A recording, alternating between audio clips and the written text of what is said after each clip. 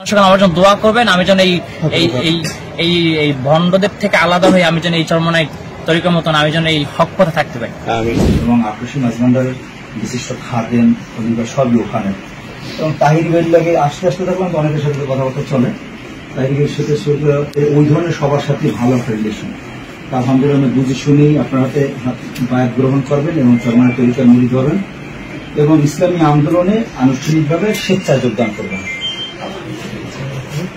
কি করেন মসজিদের ক্ষতি বিষয় আছে? জি জি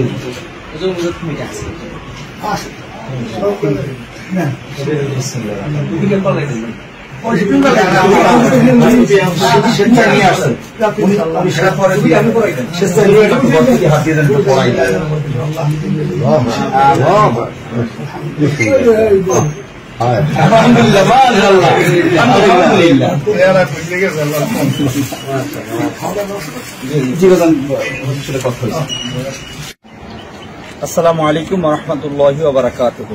দেশ ও প্রবাস যে যেখান থেকে আজকের এই ভিডিও দেখতেছেন সবাইকে আন্তরিক মোবারকবাদ ও ধন্যবাদ জানাচ্ছি।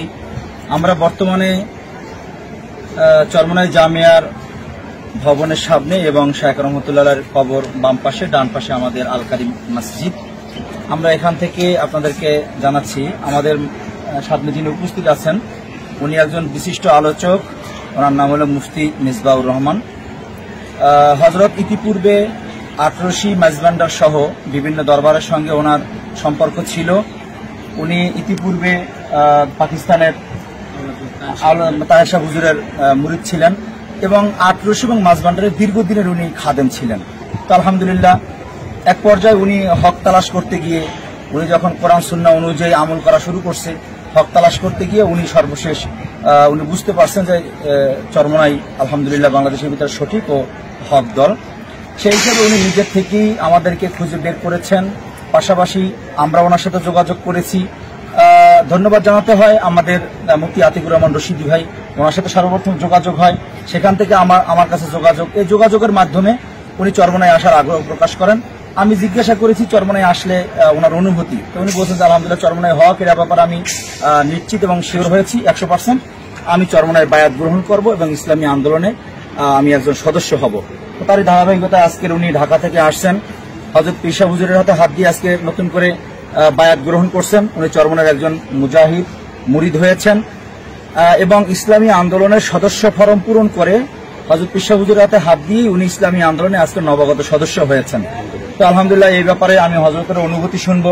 উনি যে চরমনাইতে আসলেন, উনি যে দীর্ঘ একটা অপেক্ষায় ছিলেন, একটা অনুভূতি যে হ্যাঁ চরমনাই হক, এখানে আসার পরে মুরিদ হলেন এবং উনি ইসলামী আন্দোলনের স্বেচ্ছায় সদস্য হলেন, এ ব্যাপারে হযরতের অনুভূতি শুনতে চাচ্ছি। আলহামদুলিল্লাহ ভাইজান খুব সুন্দর প্রশ্ন করেছেন। যে আমি আপনারা অনেকে জানেন যে দীর্ঘদিন আমি এই সুন্নিয়াতে খেদমত করছি।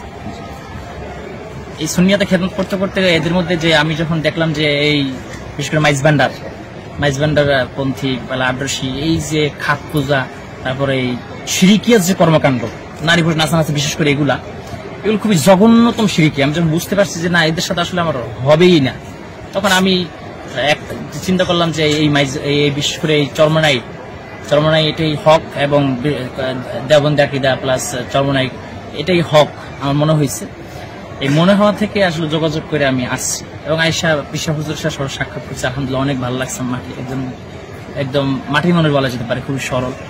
আলহামদুলিল্লাহ অনেক ভালো লাগছে এবং আমি চাই যে মৃত্যু পর্যন্ত আমি যেন এই আহলে হকের উপরে থাকতে পারি। এটাই আমি দেশবাসী সবার কাছে দোয়া চাই, যারা আহলে হক আছেন সকলের কাছে দোয়া চাই।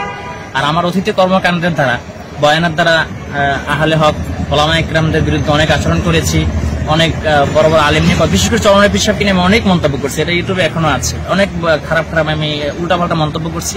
এই জন্য আমি দেশবাসীর কাছে প্রথম আল্লাহর কাছে ক্ষমা চাই, তারপর আমি দেশবাসীর কাছে ক্ষমা চাই যারা আমার বয়াদের কষ্ট পেয়েছেন। তা আপনার সঙ্গে আমার জন্য দোয়া করবেন, আমি যেন এই ভণ্ডদের থেকে আলাদা হয়ে আমি যেন এই চরমনাই তরিকার মতন আমি যেন এই হক পথে থাকতে পারি।